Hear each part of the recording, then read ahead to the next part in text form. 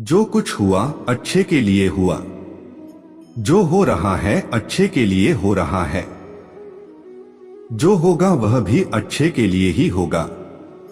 तो सकारात्मक रहो और अपना कर्म करो। मनुष्य की इच्छाएं अनंत है। यदि इच्छाएं पूरी नहीं होती तो क्रोध बढ़ता है, और इच्छा पूरी होती है तो लोभ बढ़ता है। इसलिए जीवन की हर स्थिति में धैर्य बनाए रखे तथा इच्छाएं सीमित रखे।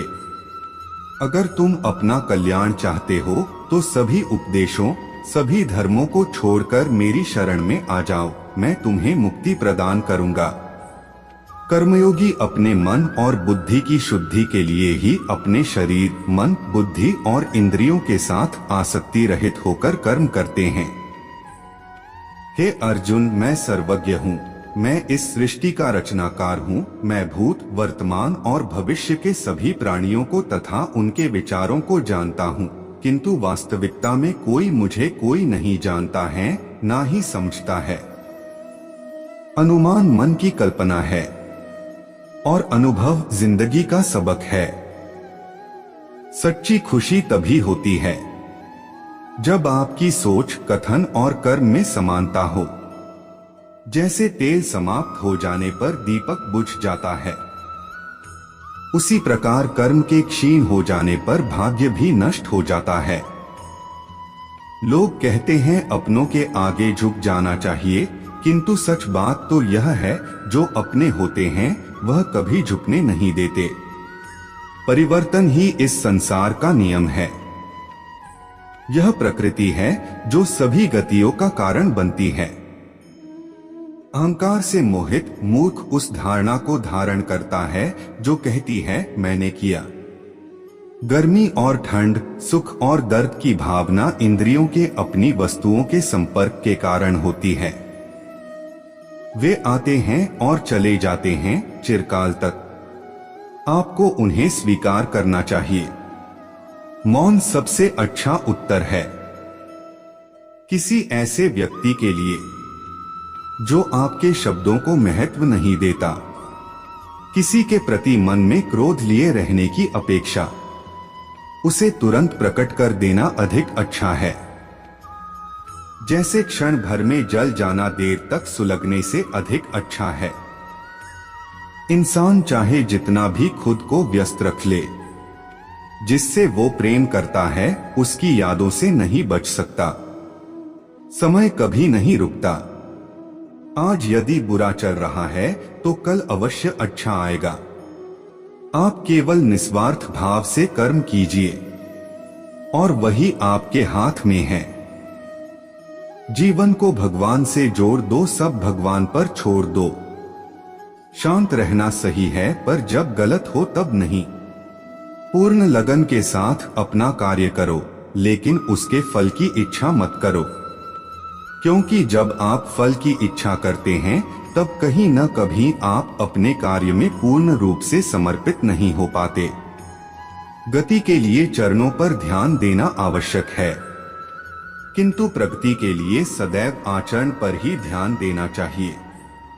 प्रकृति द्वारा निर्धारित कर्तव्य का पालन करते हुए व्यक्ति ने कोई पाप नहीं किया। जिसका मन उसके वश में नहीं है, उसके लिए उसका मन शत्रु के समान है।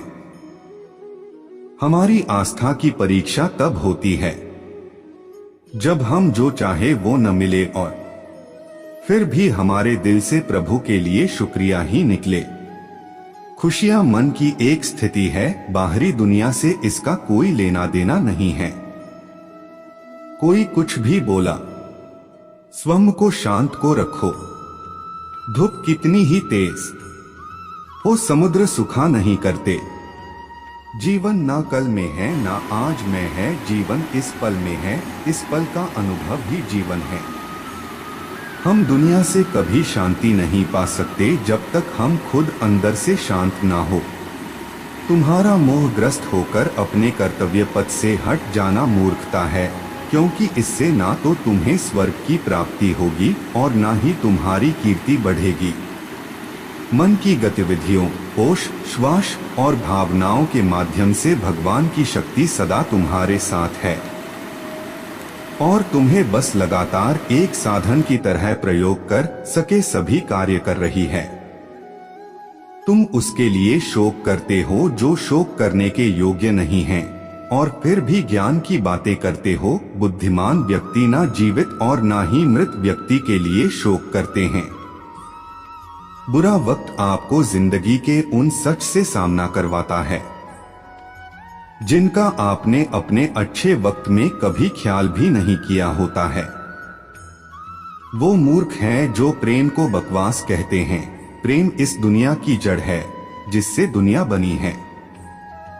जब भी आप कोई बुरा कार्य करते हो या अच्छा कार्य करते हो, आपको लगता है कि कोई देख नहीं रहा, तो यहाँ श्री कृष्ण कहते हैं कि तुम जो कुछ भी कर रहे हो, मेरी दृष्टि सदैव तुम पर है। इसलिए आप यह मत समझे कि आप अकेले हैं, आपके साथ श्री कृष्ण सदैव हैं। जीवन में आधे दुख इस वजह से आते हैं क्योंकि हमने उनसे आशाएं रखी जिनसे हमें नहीं रखनी चाहिए थी। जीवन में समय चाहे जैसा भी हो, परिवार के साथ रहो। सुख हो तो बढ़ जाता है और दुख हो तो बट जाता है।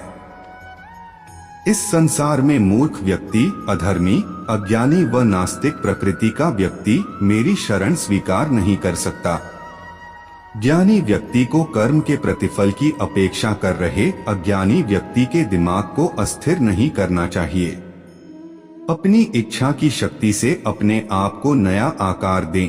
अपने आप को कभी भी स्वेच्छा से नीचा न होने दें। बुद्धिमान अपनी चेतना को एकीकृत करते हैं और कर्म के फल के प्रति आसक्ति को त्याग देते हैं। मनुष्य अपने विश्वास से निर्मित होता है। जैसा वो विश्वास करता है वैसा वो बन जाता है।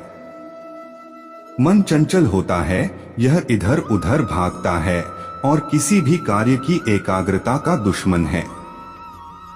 लेकिन यदि यह व्यक्ति के वश में हो जाए तो इससे अच्छा कोई मित्र नहीं है। मन को एकाग्र करना जरूरी है, बस थोड़े से प्रयास और अभ्यास की जरूरत है। मेरे लिए न कोई घृणित है और न ही कोई प्रिय, न कोई निर्धन है और न ही कोई धनी, बस जो भक्ति भाव के साथ मुझे याद करते हैं मैं उनका हूँ और वो मेरे। तुम अपनी पीड़ा के लिए संसार को दोष मत दो। अपने मन को समझाओ, तुम्हारे मन का परिवर्तन ही तुम्हारे दुखों का अंत है।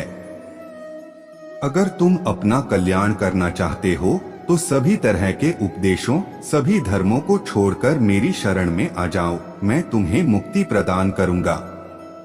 किसी दूसरे के जीवन के साथ पूर्ण रूप से जीने से अच्छा है कि हम अपने समय के भाग्य के अनुसार अपूर्ण जिए।